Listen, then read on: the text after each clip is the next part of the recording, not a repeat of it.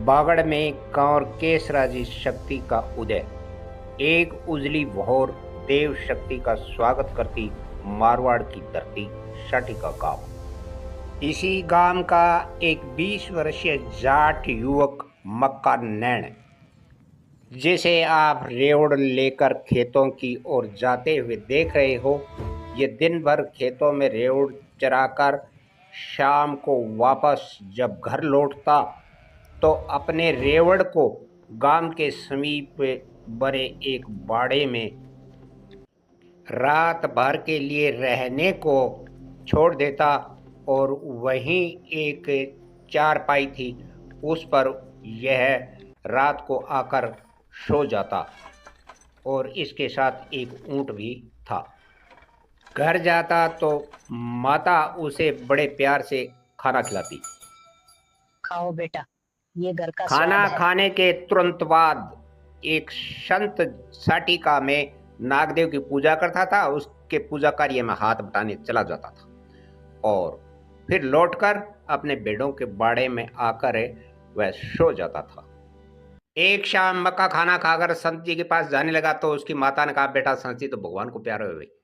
तो उदासी से अपनी बाड़ी में आकर सो जाता है और रात को ये नागदेव की शक्ति उसे जगा देती है। ये बड़ा अचंभित होता है कि ये क्या है, लेकिन जैसे तैसे फिर सोने का प्रयास करता है। तो अब की बार नागदेव की शक्ति ने खाट को पलटकर उसे दूर फेंक दिया। ये घबराकर खड़ा हुआ और बोला, कौन हो आप और क्या चाहते हो मुझसे? बेटा तूने आज मेरा धूप नहीं किया। मक्का बोला, महाराज संत तो सिद्ध पुरुष थे, उनसे राजा महाराजा डरते थे, मुझे यहाँ की ठाकुर सेवा नहीं करने देंगे। मैं एक गरीब आदमी हूँ, संत तो संत थे। तू घबराता क्यों है बेटे? मैं कंवर केसराजी महाराज हूँ, तेरी रक्षा का वचन देता हूँ। रेवड़ पाली मक्का नैन सुबह डेरू ढोल बजाने वालों के पास चला जाता है और कहता है, शाम को मंदिर पर आ जाना, आज मैं कंवर केसराजी महाराज की जोत करूंगा। वो बोले, तेरे को कौन करने देगा जोत, मारेंगे कोई, कि आप चले आना। मक्का पाली जैसे ही शाम को जोत करता है तो गढ़ वालों को पता चलता है कि आज ये नया भक्त कौन पैदा हो गया। सिपाही आते हैं और वापस जाकर ठाकुर को कहते हैं कि ये मक्का रेवड़ का पाली है।